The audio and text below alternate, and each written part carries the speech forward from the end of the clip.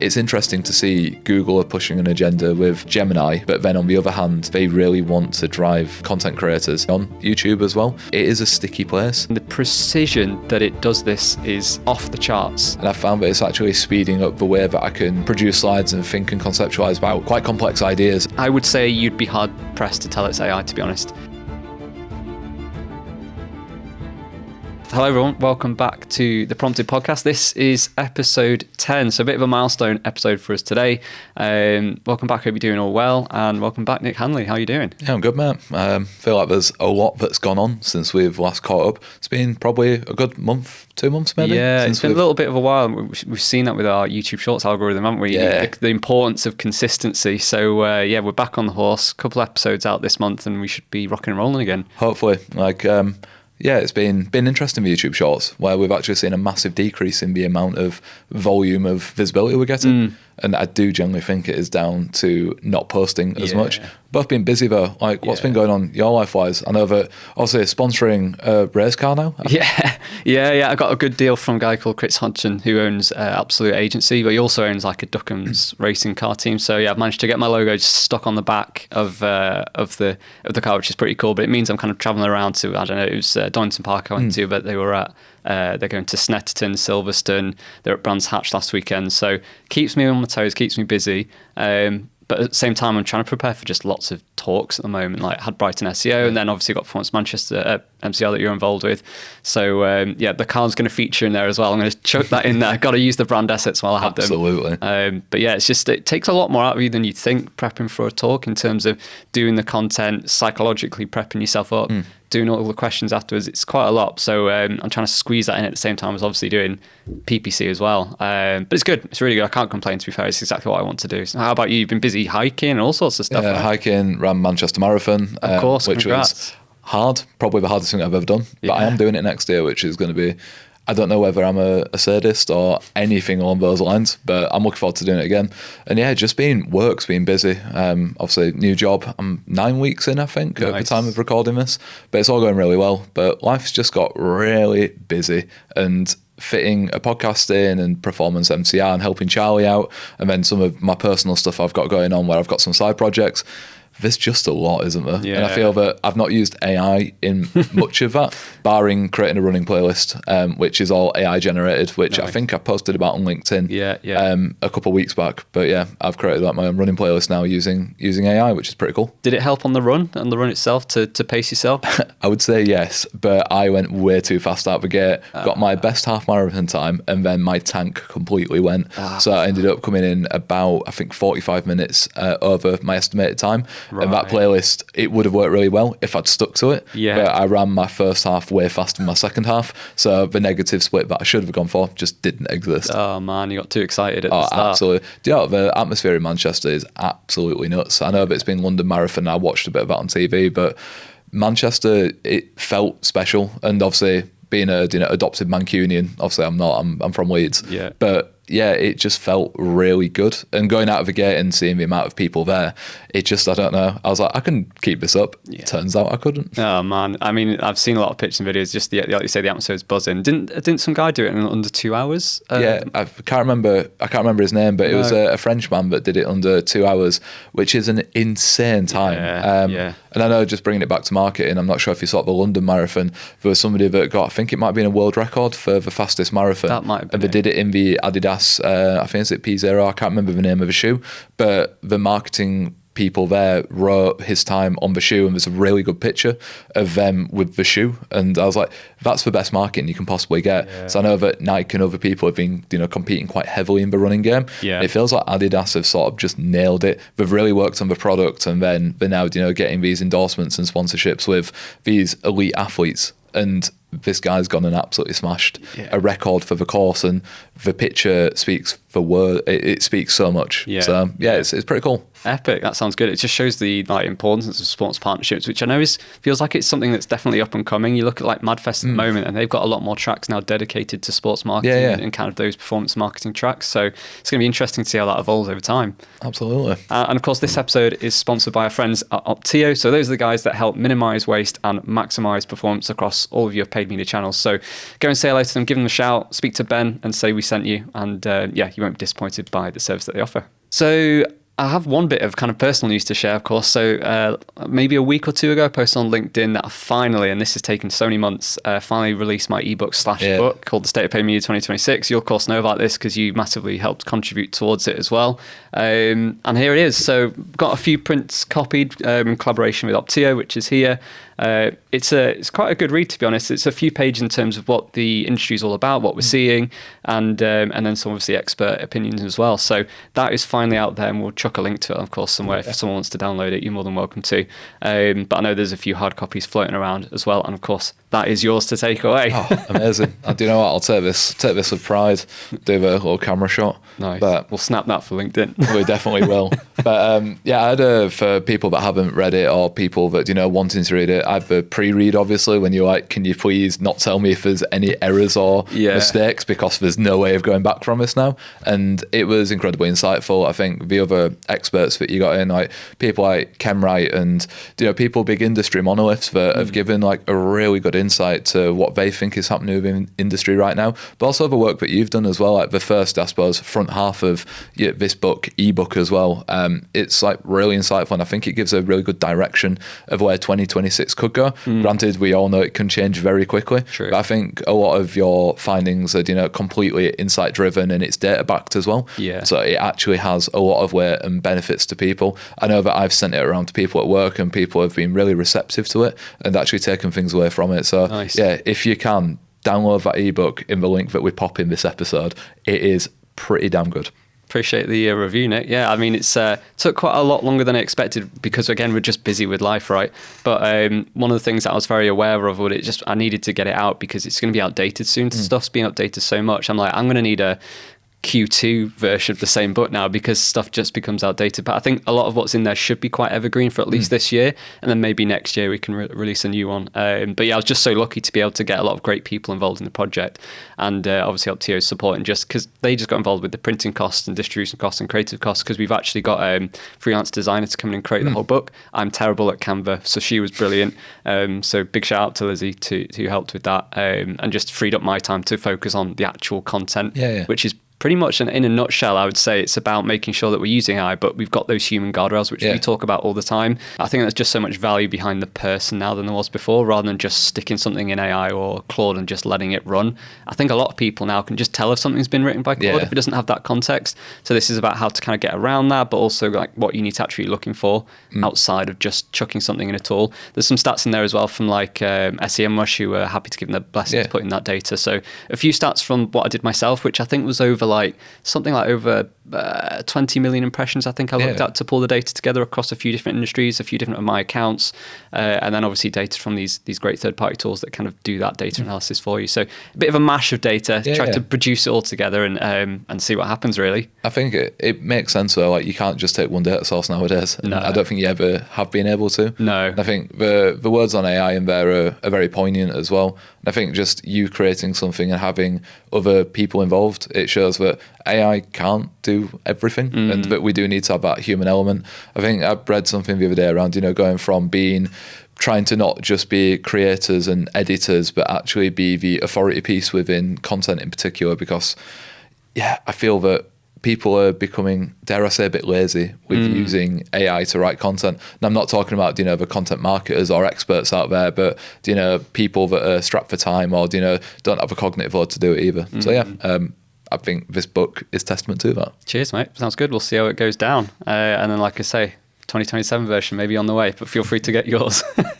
So sweet. Yeah, I was at Brighton SEO. Obviously did a talk, which was my first at Brighton. Slightly terrifying, but I think there was quite a good bit of feedback, which is quite nice. A few other people there, including Chris Avery from Jude Lux, who's talking about a very similar thing about profit over revenue and kind of how to use AI and that kind of thing. One analogy he used, which was really interesting actually, was about products and how you got lost leaders and profit drivers. And a great analogy he used was the Costco hot dog. So that is an unchanged product in terms of price for the last, I don't know, 20 years. It's £1.50 for a hot dog and a drink. Clearly a lost leader, but they've always said, the Costco guys were like, we need to increase it. And as soon as they do that, they're going to lose people coming in as footfall. But they know if they come in and someone buys the lost leader hot dog, they're going to buy a £300 TV or a £1,000 MacBook or a £400 sofa or whatever. So the power of these lost leaders is so apparent. And I think it's, as us as marketers, it really opened my eyes in terms of how do we get people into the journey with a really juicy product and then give them like a load of bundles to add on. A great example is Huel. You know, they started bundling things together, the free T-shirt, the bottle, all that kind of stuff, and it just brought it to life rather than a plastic packet that just looked, let's be honest, a bit dull. So I really rate that, and really great experience, really good talk. I think one of the things that came out of that, though, if we kind of bring it into what we're calling Tools Corner, is there's so many tool companies out there, like tens if not hundreds of people all sponsoring at that event. And it's a bit overwhelming, the number of tools out there. I know we talk about tools all the time in terms of which ones we're trying and using, and we seem to, we change our minds all the time. Remember good old NAN, who remembers that? But there's so much changes in there in terms of what's out there and what people are releasing. Interesting. I'd be interested to get your take on Brighton SEO and for anyone that doesn't know Brighton SEO, it's the largest SEO search conference within maybe Europe now. I can't... if not the world, I think. If not the world, But they launched HeroConf a couple of years ago, which is paid media specific, and it's like a great fringe event, but I think it's going to become a full thing, and it will become, hopefully, its entire thing instead of it just being the first couple of days of pre-Brighton SEO. But I'd be interested to know, like, in terms of the people that were exhibiting, that were tools and partners and other people like that. Did you find there was a big uptake in people mentioning AI or people just having AI tools that been there? Because like for me, it's always been, your SEMrush, it's been, Ahrefs, it's been, Opteos, it's been people like that have, exhibited there. And I'm wondering whether we're seeing a dynamic change now. Definitely. I mean, I still saw those kind of the BAU guys, the guys you always see at these events. Wix, they were all there. Wix was there. God, who else was there? But there was a few new ones, especially in the headline slots where, they start playing their videos at the start of the talks and you go, never heard them before. But again, it was AI. Even the kind of the old guys who've been there the whole time are starting to use AI as well and trying to get people to stand with AI. Tell you what, though, the one thing that was level up was the swag. And I'm talking, there was like shirts, there was like, there's so much more to convince you to come to your store, which is quite funny. Obviously, you've got the free ice creams as well, which always goes down well. But everyone is talking about AI, which feels a little bit overwhelming. I mean, openly, admittedly, I did it in my talk as well. But there's definitely the kind of other piece which, okay, everyone's using AI. What else can we do that isn't AI focused? And that was really important, to be fair. So it's definitely one for us to watch out for sure. But loads of tools going on. One tool that I am using at the moment is Runway. So do you remember Runway used to kind of do video generation? It was just kind of a bit of one of the first to come out that did that. Well, now they've a few months ago they kind of turned into a bit of an aggregator. So not only can you produce videos on the Runway sort of algorithm, but you can do videos and images on like Seed Dance, which is like a pretty new one, and obviously like Grok's video interface and loads of stuff like that. So I've actually started using Runway or Seed Dance 2.0 to create a few videos. And they're pretty good. I'll show you a few after this if you want, and maybe send a link out on the video notes as well. But I've started to use it for a pet insurance company. So it's really easy to produce a dog running through the fields or sitting at the lap of an owner. And what's really cool is you can give it loads of reference images. So you can put in images of the dog sitting down, different angles next to a sofa so it can understand the size. And you can even put a 15-second video in for it to reference. And the precision that it does this is off the charts. Normally, if you create a video using AI, you've got weird things morphing together and like sprouting out of nowhere. 6 fingers or other things like that. Like really weird. So that stuff maybe does happen from time to time, but honestly, I'm pretty blown away by how good it is. So I've actually gone and created what's like a pure YouTube video using Seed Dance 2.0. Wow. And it's I would say you'd be hard pressed to tell it's AI, to be honest. And we also did one with sticking in my dog as well. And again, it looks behaves remarkably like our dog, which is terrifying. Apart from when we've started making it play basketball and all that. Obviously, they wouldn't do that. But yeah, just blown away by it. It's really, really good. Have you come across anything like that before? Or use something similar? No, well, we have at C3. We've got a content team in house, and we have we partnership with a company called Powerhouse, which is owned by the C3.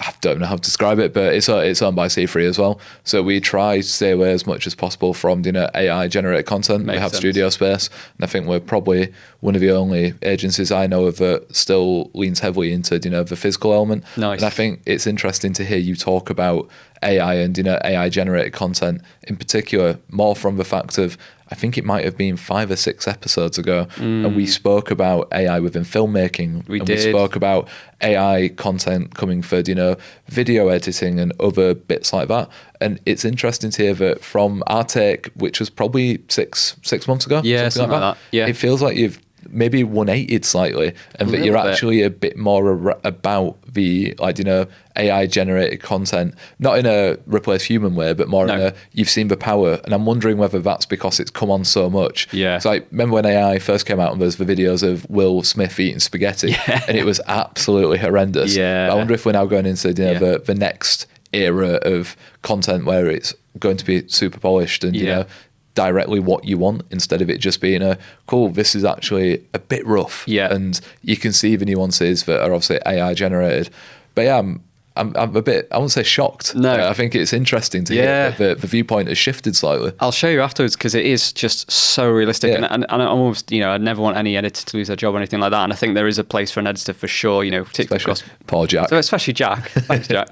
The movies, just simple shots. But for me, it wasn't too time intensive. Obviously, I didn't really edit this video very much. And it probably would, like, in terms of the editedness, I haven't got the refined skills of an editor.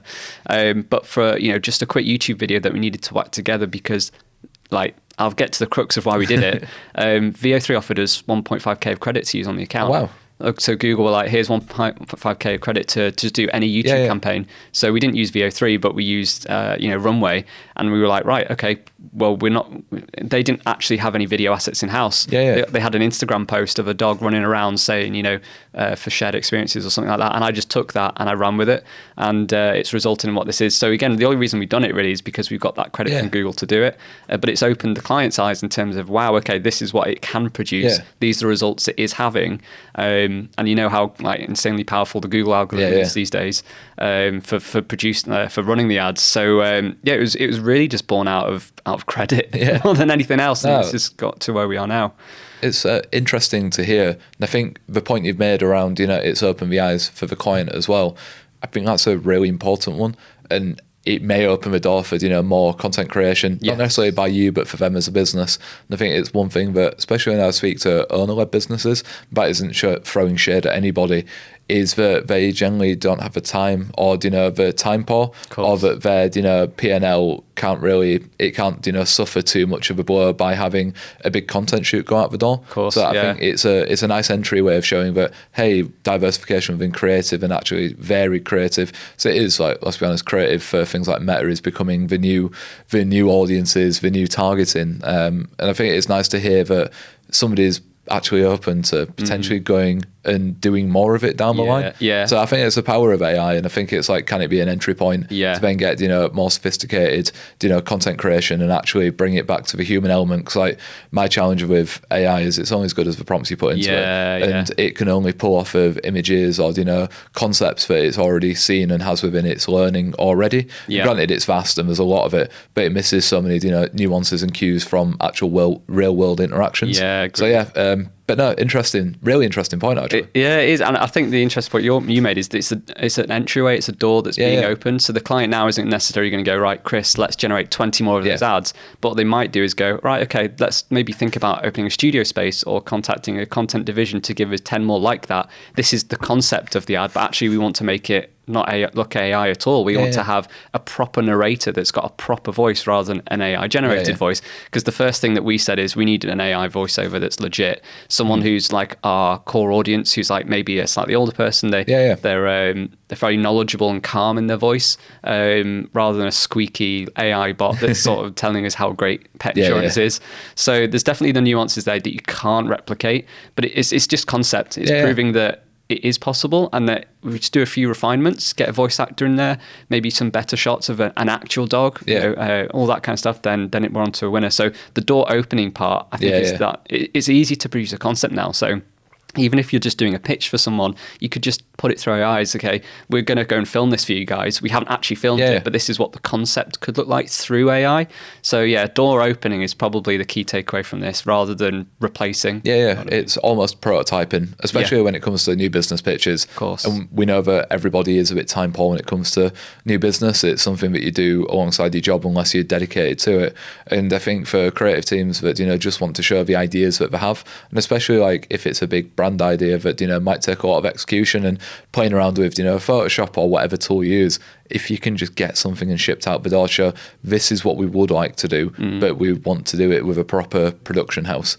It's a really nice way of doing it, because like, let's be honest, in pitches we're not sat there trying to show the finished version. It's very conceptual, very ideation led, where it's like, we know that this isn't working, this is how we would sort it, or we know that these would be good things for your brand. And actually getting people excited, I feel that it can pull on emotional drivers as well, rational drivers. So like if we can get the emotional driver in, for a client to buy into the ideas we have, then money becomes a bit of an easier conversation. So they might, for God's sake, we're going to have to spend a load on, content creation. But it's an interesting point. It is. And I think, it just brings it so much more to life than a storyboard with two images of a dog running and then a dog in someone's lap. It's more about, like with mine, it's got the epic build-up of like the cinematic style music, and someone would just be like feeling maybe emotional or attached to that dog. So it's going to change the game for sure, I think. Have you got anything to mention that you'll mention in terms of tools that you're using or kind of products that you're trying? I've gone back to, at the moment, a lot of my role is creating, so it's a completely new offering, is the measurement side of things. And I've been trying to conceptualize, and similar to you, I'm not the best at creative. It's not how my brain works. So I've had to find other ways to lean on it. What I've actually been doing is I've been creating the most chaotic notes, because that's how I write. It's just a chaotic, jumble of different ideas that I have within a notepad. And I've actually been using a beautiful AI, which is it's a PowerPoint builder, essentially. Nice. I think they'd say it's very similar. It's like the chat GPT of PowerPoint builders. But I'm not using it to replace the slides that I would do. I'm using it to get ideas for. And I found that it's actually speeding up the way that I can produce slides and think and conceptualize about quite complex ideas of explaining what incrementality is, or explaining how an MMM works, and being able to make it a bit friendly for everybody. So the prompts that I've been using is, here's my absolute mess of chaos of writing, but I need it simplified, and I need the actual diagrams and other things like that are able to explain the concepts that I want to tell people about. So I've been using that and then replicating it in my own format, and then giving it to our design team to actually make pretty, because I'm still terrible at designing slides. But that's probably the only thing I've been using of recently. My role has been very much away from AI, barring I've used Claude Cowork a few times, where I've taken my Strava data, my Garmin data, and also my Spotify data, and I've been using it to create running playlists that essentially look at, when I'm running, what music is generating my best pace. So that's how I've been doing it. Class. And I've been trying to integrate that into my daily life, and I now have like a little it's a little web app that sits on personal, where it takes from my PC, but it essentially updates every time I go for a run with what tracks are actually driving my highest performance. And funnily enough, because of who I am, pop punk and hardcore punk are the two things that make me run faster, and it's something that I'm now integrating into how I run, which is quite cool. And it's nice to be able to blend two loves together. I think I wrote a few really silly LinkedIn posts about it maybe 3 or 4 weeks ago before I ran the marathon, but that's how I've been using it. It's been more playful instead of actually being more work related, barring using beautiful AI. And I think that's really cool that there's so many unique circumstances to everybody where AI can help them connect the dots between whether it is their Strava app and their music, or whether it is their work laptop and something like just connecting the dots between everything is just going to make everyone's life that bit better. It's almost like we just need to think of these ideas. Do you know what I mean? Yeah. It's like the ideation still comes from me. Yes. But I'm not a developer. I probably don't have the time, and by probably I mean I don't have the time to develop some of these things. And if I just want to have a simple visualization of what music makes me run faster, it's a really nice way of doing it without having to pay for a third party, without having to look at developers, and it's just for me. So like in terms of privacy and security, it's all sitting personally, and like it's sitting locally, so I don't need to worry about all the other things of like, oh my god, is somebody get my data? Is somebody going to do this? It's just for me. So at some point I would love to ship it and actually do a proper app, because I think it'd be a really cool idea. I think that could go well. I know that I spoke about maybe last episode or a couple episodes ago around a guy that had done like a running app, and I don't want to rip off his idea. I want to sort of like have my uniqueness with it, and that's why I'm a bit wary of like opening it up to the public or trying to build something. So I'm like, there's tools that exist out there already. I just want to find how I want to use it, and I might start doing it with like hiking. So obviously one of my other favorite things to do is hike. I don't actually enjoy running. It's just been a bit of a project of running a marathon, but the idea of like, is there any epic playlist I can create for driving to a hike, or getting hyped up for things? I personally don't hike with music on, but when I like through hike by myself, I will sometimes wear a headphone or something that allows me to listen to a podcast or other bits like that.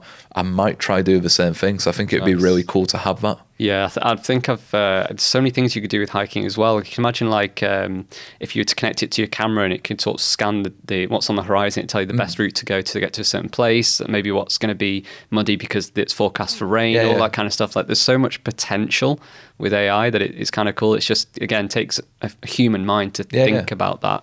But that's really, really interesting. One piece of interesting news as well, which I thought was worth talking about today, was Hershey. So they've come out recently in the news, actually, probably the last week or two, and told everyone about how they're using agentic AI in their platforms now. So I think we discussed something similar a few episodes ago.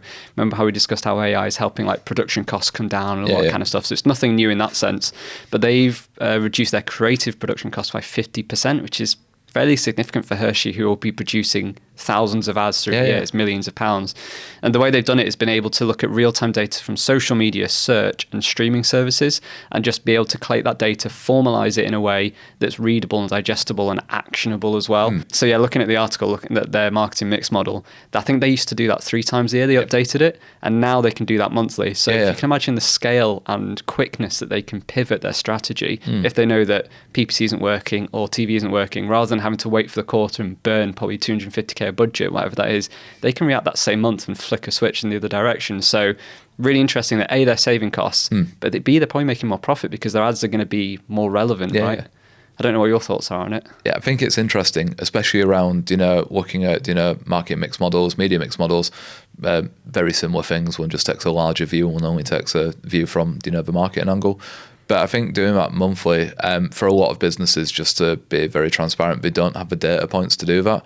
But by the sounds of it, with Hershey's, back catalogue of data and actually having probably have run a fair few MMMs within the time, essentially the variance within their results are probably like relatively tight unless they're introducing new channels.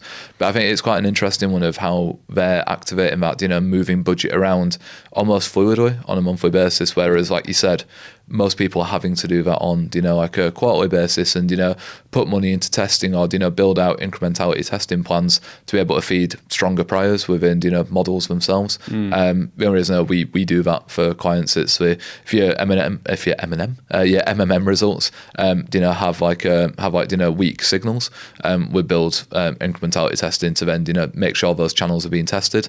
Obviously there's channel tactics, which I think is one thing they're missing out here. I know that it says it takes from social media and other entry points as well, but I'd be interested to understand the creative angle of this as well. So they may have cut down the cost on it, but what's the actual reception of doing that? And I don't know when this started or the marketing strategy that they've employed is, but my concern is that you're going to end up into a place where people are going to recognize that there could be AI edits or full AI generated content, and start rejecting it. I think Hershey's is an interesting because it's such a monolithic company. I can't remember, is Hershey's owned by Mondial? Or I'm not sure, but either way, they're huge. They're massive. Yeah. But that's my only challenge with this is that it's cool from an analysis point of view and that they can, take cues, but I'd be very, very hesitant to say that they shouldn't be creating bigger brand ideas and bigger brand campaigns that aren't AI generated, that it should very much sit with a human element with AI to help do the heavy lifting for analysis and understand where they should put budget as well. Yeah, I reckon they've definitely got someone or a number of people in the team that have got that listening ear to understand. Have they got any comments saying this is just AI garbage or whatever else it is? But what's really interesting, and just as a general point as well, I feel a lot more people are more not receptive, but they're not against AI content. So I've had a few people just share stuff to me and I'm like, that's clearly AI. And normally I'd just reject it. But people are finding it entertaining and they're still sharing it, even if it is like an elephant that's floating in the sky. Clearly it would never happen, but they find all these stories, if it's AI or not, interesting. So there's actually a few YouTube channels now that I watch actually, that rather than sort of reading an article, they tell a story and bring it to life. And it is clearly AI generated video, but the video is only there to accompany the story that the narrator's saying, and actually just brings it to. And these YouTube channels, Fern's one of them, which is FERN. They've probably got maybe a few million subscribers now because they are just telling these stories and they research them properly. That's the important thing. They're researching them, all the methodology, but it's the actual kind of visual aspects that are CGI or AI generated. There's a lot of channels that are now coming up in that. Really interesting point actually is just a slight pivot. I think Google and YouTube is in a bit of a dilemma now because on the one side you've got YouTube that's going, we want to creator first content, we support the creator, but yet the parent company Google or Alphabet own Gemini, and Gemini is going, we want to AI content. So there's a bit of a clash here because YouTube's now getting a lot more AI abilities within the YouTube creator platform, whether it is to do title tags, it is to do thumbnails, whatever that might be. And actually there's a bit of a dilemma in terms of, does YouTube help the creator or does YouTube help the creator to AI-ify their platform? Are they human first or are they AI first? And I think they're a bit of a crossroads, mainly because their creator is producing Gemini. So I don't know where YouTube's going to go, but it's in a really particular space in time at the moment, where they're going to go in one direction or the other. I think we've both seen as well with YouTube and, especially from an ads point of view, is that it is the thing that I think Google have been pushing people to move to YouTube as a, retaliation or a reaction to things like TikTok launching years ago and, more short form content. I know that I can't remember the stat, but I'm pretty certain somewhere that YouTube Shorts has taken over as being one of the major drivers in terms of content that's viewed within YouTube over, actual like longer form videos. I think that will change obviously as time goes on and people come back to more longer form content, which we've seen with TikTok years ago when they allowed longer clips. I think it was up to 10 minutes or something. Don't quote me on that, but I think it's interesting to see Google are pushing an agenda with Gemini, but then on the other hand they really want to drive content creators, and that even for advertisers they want advertisers to be on YouTube as well. And I think it is a sticky place, but I'm wondering whether, because I think my whole take on it, and back to your initial point, is that a blend of AI generated creative versus actual human led creative. I think having a blend and a diverse mix of those different types is actually a pretty solid place to be in. I'm not saying it should be one or the other, but I feel that YouTube, in my opinion, should always be kept in. It was community led. People would, posting videos, and you remember the early years of YouTube. I think we're both very similar ages. I remember how special YouTube used to feel when I was a kid. By a kid, I mean I was a kid in the early 2000s. I suppose like of a YouTube age of watching YouTube, and I feel that if it went AI generated or there was more of those videos, much to your point on Fern, I don't know, I really don't subscribe to them. I'm probably a bit opposite to you, where I've watched I can't remember the name of it, might be ASAP Science, where they do hand-drawn illustrations of different things that can happen with the human body or things in space, and I'm like, I actually prefer that because I think I value the creator's time and what they're actually doing. And it shows like artistic integrity. Whereas